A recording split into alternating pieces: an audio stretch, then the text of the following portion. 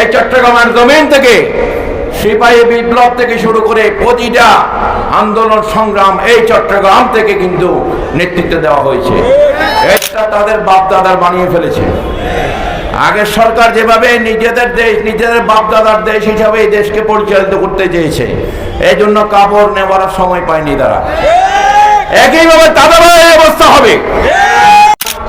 এই কঠিন সময়ে বিভক্তিবাদ দিয়ে দেশ ও জাতির স্বার্থে সমস্ত রাজনৈতিক দলগুলোকে একত্রিত হওয়ার আহ্বান জানাচ্ছি। এটা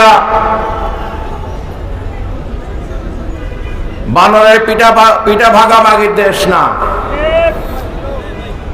এই দেশ, এই বাঙালি এই চট্টগ্রামের জমিন থেকে সিপাহী বিপ্লব থেকে শুরু করে প্রতিটা আন্দোলন সংগ্রাম এই চট্টগ্রাম থেকে কিন্তু নেতৃত্ব দেওয়া হয়েছে।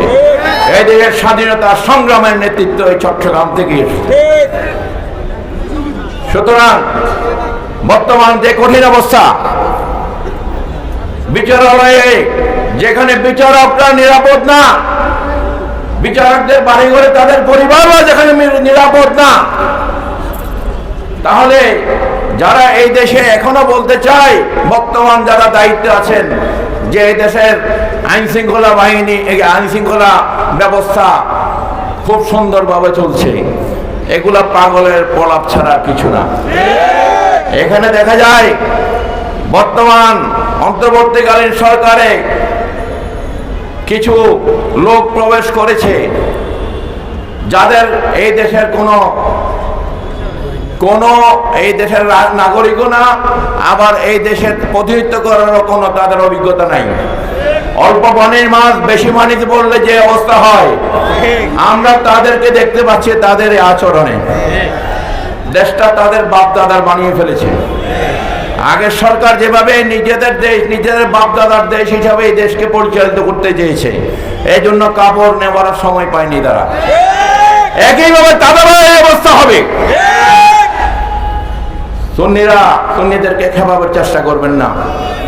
ধৈর্যের সীমা আছে। এই দেশের সংখ্যাগরিষ্ঠ মুসলমান সুন্নি জামাতের, এই দেশের সুন্নি জামাতকে নিয়ে যারা কটূক্তি করছে, যারা বলছে সুন্নিরা নাকি এই স্বৈরাচারের দোসর,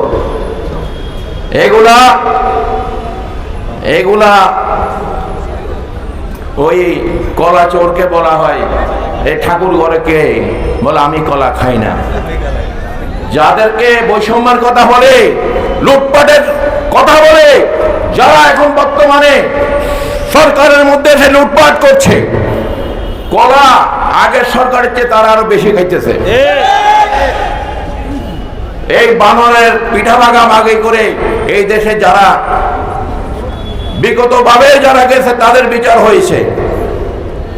এই দেশের অর্থনীতিকে ধ্বংস করে দিয়ে, ব্যাংকিং সেক্টরকে ধ্বংস করে দিয়ে এই দেশকে করাত রাজ্য বানিয়ে আজকে বর্তমানে বিদেশিদের কাছে এই দেশ লিজ দেওয়ার ষড়যন্ত্র হচ্ছে। আমাদের দেশের পোর্টগুলো দিয়ে দেওয়ার ষড়যন্ত্র হচ্ছে। আমাদের দেশের অর্থনৈতিক খাত যেটার উপর আমাদের দেশ দাঁড়িয়ে আছে, সেটা আজকে বিদেশিদেরকে দিয়ে দেওয়ার ষড়যন্ত্র হচ্ছে। আবার এই দেশে সেই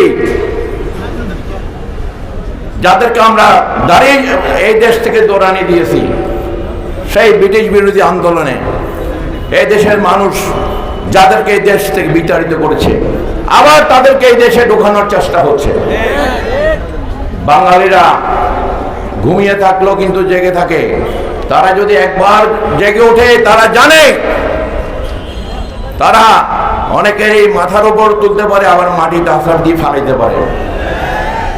সুতরাং এই দেশের মানুষ যেখানে কবরস্থানে নিরাপদ না, লাশ উঠিয়ে এই দেশের মধ্যে লাশ পুড়িয়ে ফেলা হচ্ছে, মাজারগুলোতে খানকাগুলোতে আক্রমণ করা হচ্ছে। এই দেশের সুন্নি মসজিদের খতিব, ইমাম, মাদ্রাসার শিক্ষকদেরকে এবং ব্যাংকিং সেক্টরের অনেক অফিসারদেরকে এই দেশের বিভিন্ন প্রতিষ্ঠান, মাদ্রাসা, শিক্ষা প্রতিষ্ঠান থেকে বের করে দেওয়া হয়েছে। সুতরাং এইভাবে বৈষম্য কথা বলে যারা আর সে বৈষম্য করবে, এদের বিচার এই দেশে হবে।